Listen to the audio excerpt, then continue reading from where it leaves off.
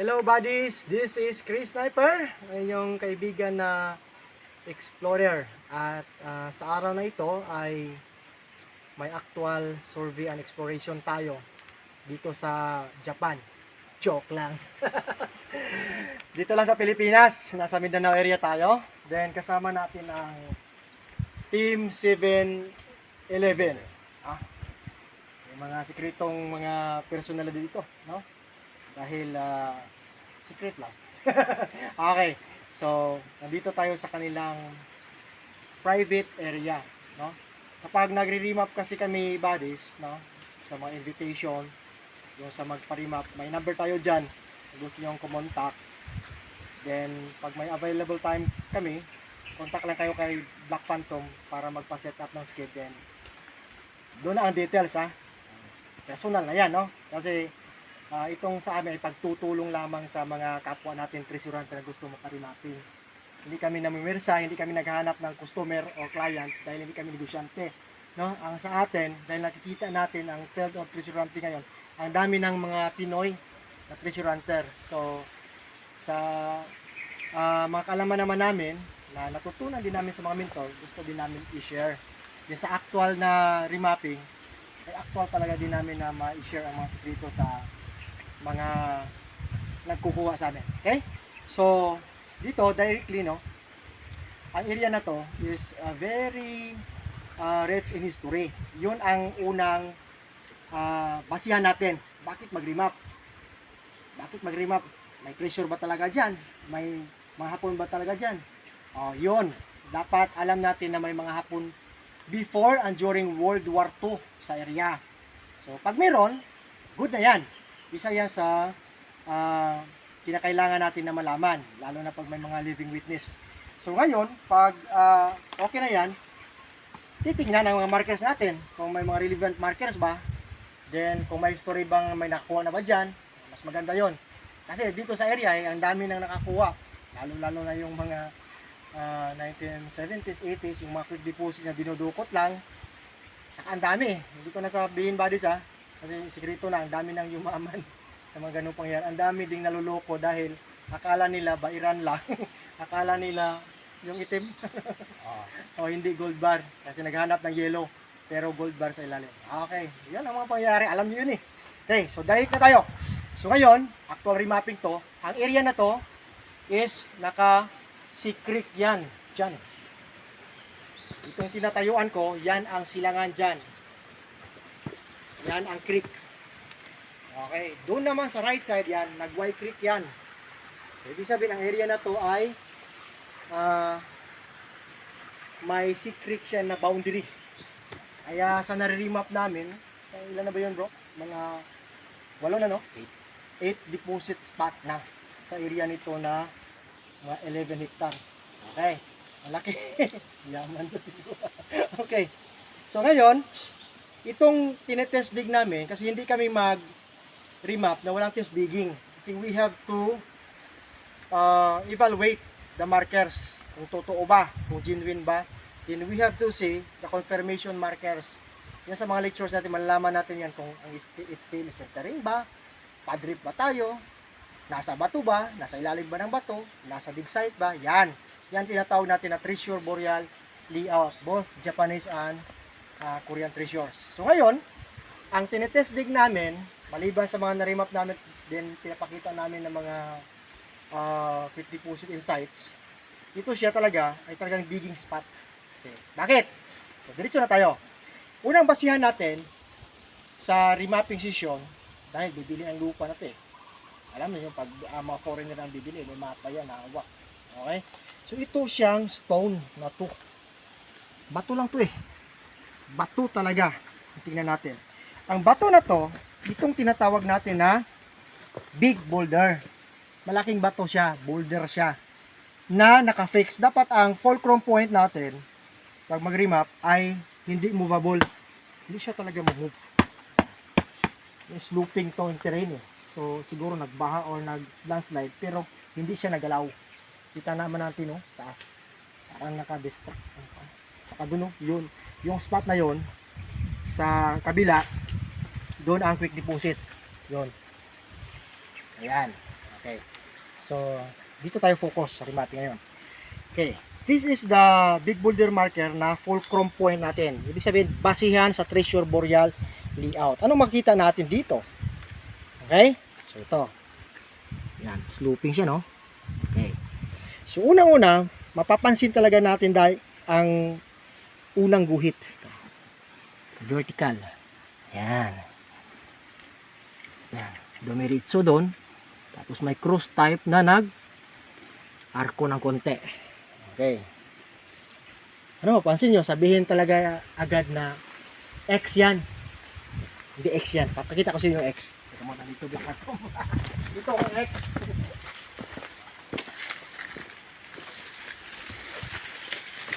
Ayan ang X marker. Ito ang tinatawag natin na code JOO. Ulo-ulo pa yan eh. Tapos may metal element emblem or drum type deposit in front na may sukat na 10 yards sa east side. So ito ang code JOO. Ngayon, balikan natin ang marker natin dito. Yan ang tinatawag buddies na numeric code. Numero. Hindi numero na ano English or Bisaya o Tagalog. Numero ng Hapon. So ngayon, dito na natin makikita ang code na numero din. Yan. Okay. Makikita nito. Diretso siya. Ganon. So makita natin, cross or X. Pero kumurba. Ang tawag dyan, buddies, ay numeric code 7 sa Japanese. Ibig sabihin yan, Shetchi. Or Sieti. Sa Tagalog, 7. Okay. Numeric code yan. Ibig sabihin na magbigay yan ng distance dahil nasa wall siya ng BBM. Distance to dig site. Okay, ngayon, ano naman ang target natin sa dig site? Isang box na deposito. Ayan ang box. Dito mas makita to eh. Okay? May code Shichi or code 7 numeric 7, then may box na may pakisukat. Sheti din ang sukat, 7 inches. Yan. Yan o. Sheti. Okay? Ito siya, na box. Yan. Yan, Sheti. Kunin yung Sheti. Yan sa linya. Okay? 7 inches. Diba? So, ibig sabihin, box in front, ang distance ay 7 feet. Conversion, ayan. So, ma-prove natin yan kung tama ang ating dig site. Ayun. Shete, then box in front. Okay. Mayroon pang knock. Okay. Mayroong box dyan sa dig site target. Okay. Ang ganda buddies, oh. Ito. Tingnan nyo ang pagka-okay to. Hiniwa talaga. Tinanggal namin, oh. Hiniwa talaga siya. Ayan. Okay. Big boulder marker. Okay, dito na tayo. Sukat tayo ng 7. Compass direction naman ay code 4 or 135 degrees. Yan.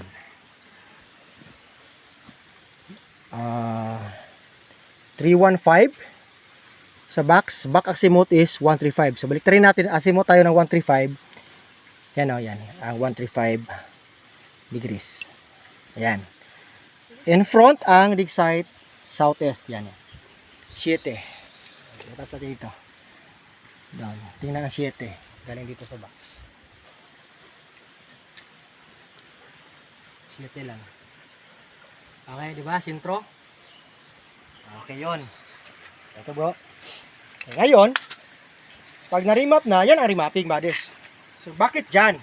Kasi ito, tinatawag natin na kuha mo ito, passageway. May daanan. Nakafix na ba to? Ito. Standing point mo yan. Dito. So I am facing southeast. 135 degrees. Yan. Diba? May daanan. Aris. Babangga naman ako sa big boulder doon. Yan. So, yan ang 7. So pag mag-test dig na, ang gagawin, mag-framing tayo ng 5 feet by 5 feet. So yan, tagasukan ito. Kita lang natin. Ito ang proper body sa, hindi natin liitan ang hukay kasi delikado yan. Ginawa nating 5 by 5 dahil preparasyon yan para mag-timber. Yan. Kaya pinapakita namin to lagi ang safety protocol and safety procedure. Para walang madisgrasya, walang mamatay sa mga diggers. Diba? Alam nyo, ang dami nang namatay sa treasure hunting. Gusto nyo ba yon? Ayaw natin yan. Gusto natin safety and happy ang operation happy retrieval. Yan. 5 yan. Okay. So yun na. Dito naman sa east side. Dito ay may ano dito eh. May tinatawag tayong wood. Yung bato na pinabas. Ito na. Tiba yan ba dis ha? Di kan mamove. Oh. Yan ang wood. Okay? Diretso tayo doon. Sa west side yan. 1, 2. May heart marker to dito. Matabunan lang ng aming hukay, backfield. Ang mga kinukuha na lupa. Then diretso na to sa dig site. Okay. Pag dito ka naman sa dig site, may makikita ka dito na confirmation marker, box marker. So pag box marker, naka wall type, ayan. Ayan. Mas tingin nyo, box. Box bro, no? Baka akala nyo mamove yan. Ganyan ang mga hapon bodies. Kahit maliit na bato, hindi talaga mamove yan. Yan. Matibay yan. Yan. Box in front. Ibig sabihin, deposit in front. Yan, tatama sa city. Okay, dito naman. So, ang degrees na ito ay tatama doon sa tinatawag nating lock point surface trail marker na boulder din. So, pag bawala to, ay may depensa ka pa doon na may indication. Tingnan nyo ha. Yan. May mata yan. Tapos may slash sa baba. Ibig sabihin yan, something buried here. In front. Pag mata ang marker, in front. Stay ka lang dyan. Yun, buddies. Tabas. Pag dito ako, puro bang hard straight ko dyan, diretso sa dig side. Alam nyo ba ang sukat dito? 7 din. Okay lang. Gamitan na natin ng tikang-tikang. Galing dito, 7 yards. Kasi gawin ko ng city. No? Ito siya, ang pagkabiyak nito, nag-letter D. So, tinignan ng mata, nanukit sa bato, ang dig site, opening in front with a distance of 7 yards. So, sukatin natin. Ikang lang tayo ha. 1, 2, 3, 4, 5, 6, 7. Yan, dig site. Okay? Pagdating ko sa 7, yan ang hukay natin. So, yun ang ibig sabihin ng emoji na dalawang mata na may slash sa baba. Okay. So, then letter D na cutting, opening in front. Pag mata ang marker, watch out the treasure buoy layout. Ito na. Yan ang confirmation, box marker to dig site with 7 feet distance. Okay. Yan, may mga nakalak na yan. Diyan, nakalak dyan. Okay. Pag hukay natin, ito na, ang test dig natin, pag original pa ang lupa, hindi pa nagalaw, 3 feet yan, lalabas na. No, minsan nga 1 foot, 2 feet, up to 5 feet, may lalabas na yan na tinatawag natin na centering hidden trail marker. So dito, pinatrace natin ng 3 feet dito, ito, 5-5 to eh. Inuna natin tapos sa may gitna. Yan. Pinaglabasan ng marker eh. Hindi na lang namin tinuloy kasi marami pa kaming gagawin. So ngayon, almost 3 feet na to bro. 3 feet. Yung sukat niya. Press. Okay, 3 feet na. So ngayon, possible din na medyo nag-erode ang lupa dahil sloping position siya ang terrain. So ang mangyayari, almost 2 feet pa lang, no? 1 foot, more than 1 foot, naglabasan na ang marker. Yan o, tambak na bato, balik. Mga tambak na iba't iba ang kulay. May yellow, may medyo green, may normal na bato. At ang pinaka-importante ay tinatawag natin na hidden trail marker for centering dig site. So, sa pag-testing namin, dapat iba ang lupa, iba ang mga bato, ang mga marker. Huwag maghukay na hukay diretso-diretso dahil andun sa mga marker ang sekreto eh. Okay. Pag tingin mo ng marker na marker siya, linisin, brasan, linisin ng tubig, itabi. Doon natin titingnan kung may Bango codes or tinatawag natin na numeric codes or may mga indication for centering, for distance, and caution marker. Poison, backtrap, no? Low strap, hard bearing, gano'n. Okay, so yun na ba isa? Nag-treat na kami. Then, after that, yan na trenching na. Good for operation na yan. Diretso-diretso na yan. Straight na. Eh, bakit ka pa mag-drip? Eh, nagkuha mo na centering niya eh. No, given na lahat. So, yan ang resulta ng remapping. So, sa remapping kasi, makikita natin ang marker na nagpapahiwatig na tama ang ating design. Dahil may mga man-made na markers. Man-made talaga, buddies. Then, backfilled area. No, mayroong mga minsan na parang natural lang, pero di ko yan. No? Sinasadya niya pagkatamaan mo talaga design. Okay. Ngayon, ipapakita na namin ang mga hidden trail markers. No? Para maganahan naman kayo manonood sa vlog natin. Salamat na sa mga subscribers natin, sa mga bagong followers at subscribers. Maraming salamat. At sa lahat ng mga kaibigan natin from Luzon, Visayas, Mindanao, din sa mga ibang bansa. Marami tayong mga tropa eh. Team Victory. Oh, Team Victory, kumusta? Maraming salamat sa lahat. Team Kubi, Team Bagtik, Team Kobe, Team Bagtik at Team Komando, no? Skylab, Team Skylab, salamat. Team Sok, shout out, mga tropa. Okay, diretso tayo sa Bro Jojo, 11 Balilahon. markers. Dito na. Shoutout. Okay. So unahin natin. Ang unahin natin, buddies, anong maganda kaya dito, no? Okay, ito muna. Ito na, pinakalami. Okay. Ito yung tinatawag natin na circle. Code Maro. 2 feet pa lang, lumabas na eh. Code Maro siya, di ba? Circle. Pakisukat ng ilang inches to para makita ng mga tropa natin. 5 inches. Yan. Okay, 5 inches. 5 lang yan. Sarado ba? Standard. Babantayan sa 5 feet or 5 yards. Ano makikita? Sa kabila niyan, no? Daming ukit-ukit eh. May hati pa. Alam mo yung yan. Okay. Pero, ang nakapaganda nito ay may kanji to. Alam nyo ano kanji? Downward ang meaning ng shieta. Alam nyo yung slice na yan? Dito. Yan. Meaning yan, kanji, shieta. Diba, no? So, klarong-klaro na ukit. So, talagang marker. Ang meaning yan, buddies, downward. So, alam nga naman mag-tunnel ka. Na downward ang sabi eh. Shieta, Yamashita. Downward. Under the mountain. Downward, under, pababa, paubos, bay. Ayaw, pag drip-drip, kay delikado. Dagang namatay na anak. Mabitaw atong gidako ang kalot kay para safety. Walay mamatay sa paghukay. Wala man tam nagmina. Nag-treasure ta. Kung nagkalay ang sentro. Yan, shieta yan, oh. Yan, oh. Ang ganda ng ukit, oh. Yan. Yan. Klaro-klaro. Pero, tamago ang code Maro siya. Ibig sabihin, open the shaft. Under ang items. Ano makita natin? Nasa sunod, si small pyramid. Yan, oh. Small pyramid lang, maliit lang yan. Pyramid yan, buddies, ha. Yan. Din ito, tinatawag nitong fikat siya. Ibig sabihin yan, Kojiki stroke ng enter. Entering here, under. Okay, next. Dapat may pula.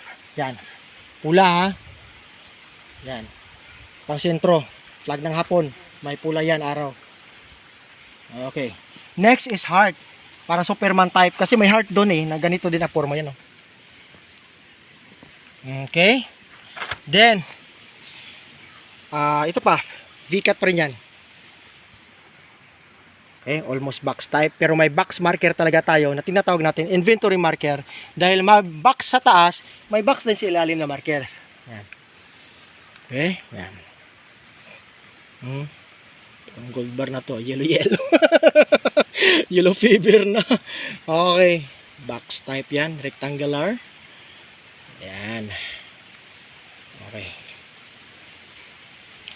Ito buddies, ang tinatawag natin na cover marker indication. V-cut yan. Then flat. Pero ganyan talaga position niya. Ibig sabihin, pagdating sa ilalim, bantayan ang flat cover.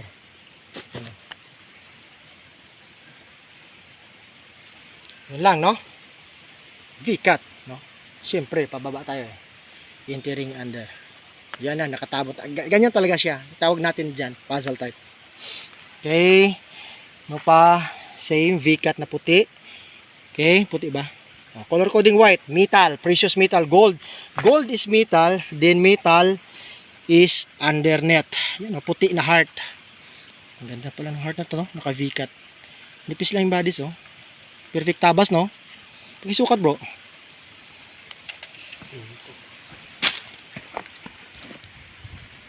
Ay, 5 din, ha? Paruha lang pala to, ah. Oh, ganyan pala siya. Basta pa 5. 5. Pareha lang. May heart na tayo. May tamago pa. May code maro. Kokoro maro. Okay. May item talaga sa ilalim buddies. Yan ha. Ang tulong namin sa inyo para maintindihan nyo. No pa? Triangle. Okay. Triangle talaga yan. Same here. Ito pa buddies, ang paa ng bata. Siminto to. Kita yung kulay iba. V-cut. Yan oh. Paglinisan oh, yan. Siminto yan. Paglinisan mo talaga makita mo ukit. Yan. Paa ng bata yan, inuukit talaga ng gano'n. Ganito to. Ba? Bata eh, malaki yung paa ko, tabi mo. Sa bata yan. Small items. Okay. No pa. Okay na yung box. Ito, matindi. Sinasabi ko kanina, dapat may man-made talaga. Baka sabihin nyo, bato lang yan, Chris. Kailangan naman ang marker mo, baka ilagay mo dyan sa ilalim. Rabbit. Kailangan lagyan mo talaga ng bato na may formation. So ngayon, ito ang matindi. May materialis tayo na nakuha na hindi bato. Yan o. Kanina pa yung nakita yan, pero matindi to. Straw ito, buddies. Nakukuha sa 2 feet. Pagisukat. Color green. Blue green. 1 inch. Okay, alam nyo yan. Itchy. Isa. Greenish. Ibig sabihin, ang items ay may poison. Okay. Saan nakuha dito? Sa gitna mismo, buddy. Baka sabihin nyo, straw lang nahulog. Hindi. Wala talagang straw dito. Hindi sila gumamit. Iba ang kulay. Iba pa rin. Oh. Dito siya, nakukuha talaga ng brother natin. Diyan, nasa dig site. Yan o. Oh, yan o. Oh. Diba? Diba? Sabi mo dyan. Sabihin niya, gawa-gawa. Hindi gawa-gawa yan. Totoo talaga yan. Yan o.